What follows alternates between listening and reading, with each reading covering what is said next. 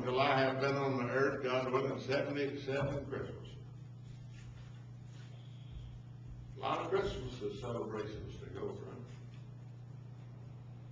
I'm just now beginning to learn and understand. For what purpose is this waste? My old mama and daddy, God bless their heart, good old hard-shell Southern Baptists, they had a faith in God that brought them through testing and trials and troubles and disappointments.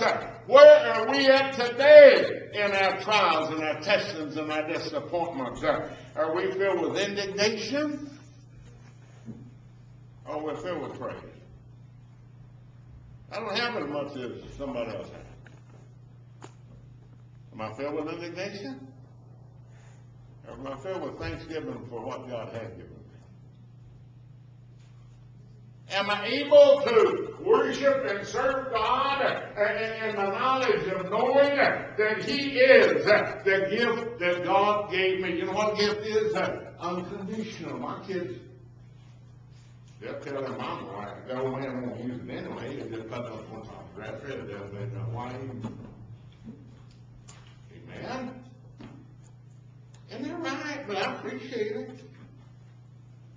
Lord, the gift of God. 1 John the 3rd chapter and 8th verse. For this purpose was the Son of God made manifest. Now, I'm not preaching to you something that's not in the book. I'm telling you what waste of time that we go through. If we go through a feast, a celebration, and not understand it. Why don't get angry at the leaders in the Senate and the House and Sacramento and Washington, D.C. because they are too ignorant. See, all they can do is say, well, Simon the leper's house and we're wasting all this money? Well, we can take this money and give it to the poor. You really think our politicians are concerned about the poor? Why did they give themselves a raise this past month? Why didn't they pass that on to the poor? Huh? Some of you that got stimulus checks back in the last group of politicians we had, they're going to take them away from you on April the 15th. Did you see that? Some of you are going to have to give that money back. I didn't get it. They said I was making too much money. I just thrilled to death over that. Amen. Listen to what the Bible said. For this purpose was the Son of God made manifest that He might destroy, remove that which the worm is eating up. Imagine not receiving a higher standard of living. We are slowly going down the slope of financial despair. Our president was rebuffed in China this past week because the Chinese have quit buying our dollar bill and have started to buy gold. Amen. Why? Well, the Bible said in the book of Revelation, there will come a day when Babylon the Great, which that's the United States of America, that's a trader with all nations of the world, Babylon the Great, the dollar's not going to be any good anymore, and people are going to lose faith in it. Our standard of living. Did you know right here in this town, according to the paper, 28.5% of the people in this town are out of work, out of job, can't find work. Amen. Did you know that 1 out of every 4 children now in the United States is going to bed hungry? No. I sat at the table with the leper, and I sat at the table listening to the Prince of Peace. I sat there at that table, and I can tell you something.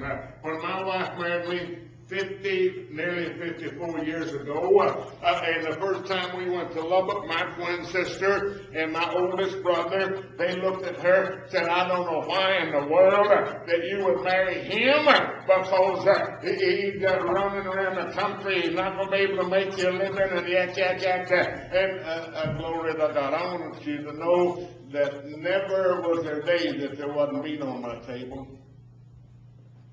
Never a day was there a time whenever God failed to meet the needs of the Montgomery family, including the day that I walked out of here one morning with a $10 offering. That's all we got that morning, $10. I took my wife and my kids down to Roscoe Inn and bought Sunday dinner with $10. Amen. Complaint? Oh, absolutely not. God has been so great and so marvelous and glory to God. Well, wait a minute. He'll forsake you. He'll let you down. No, he won't. He said he wouldn't. Amen. I said, he said he wouldn't. You think I want to listen to my distractors that tell me I drive a big old expensive car, my wife drives a big old expensive car, she had more diamonds on her yesterday than all those millionaires' wives over at that convention center. We've been on all 7 continents. We've sailed every ocean. We've sailed every sea except one, and that's the Caspian Sea. Amen. We've been to North Pole and the South Pole. You think I'm going to take a back seat and tell people that God will fail them? God will not fail you. Amen. Amen. A wage? What do you mean a wage? Well, people are going to think you're ignorant. Well, think whatever you want to think. But others, like Paul said, come follow me, and we'll do you good. Hello? For this purpose was the Son of God made manifest, that he might destroy all of the works of the devil. Philippians 2, 5 to 11, I'm not going to take time to read all the way this morning, but it said, let this mind be in you, that was also in Christ Jesus, who being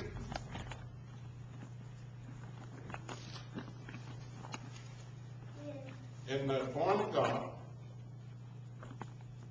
thought it not robbery,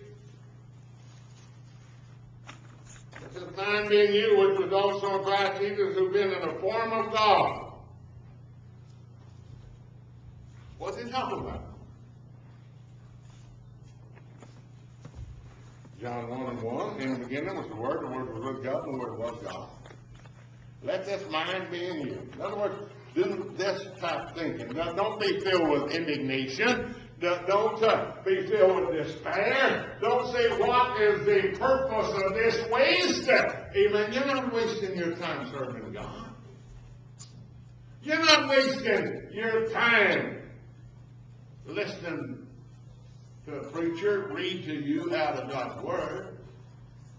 I was up there telling you jokes and this, that, and that. You would pick it up. But listen to what he said. That this mind being you, which is in Christ Jesus, who been in the form of God, thought it not robbery to be equal with God. You remember why the religious people got upset with them? We're not going to crucify you because of any of these good works. We're going to be crucifying you because you being a man have made yourself equal with God.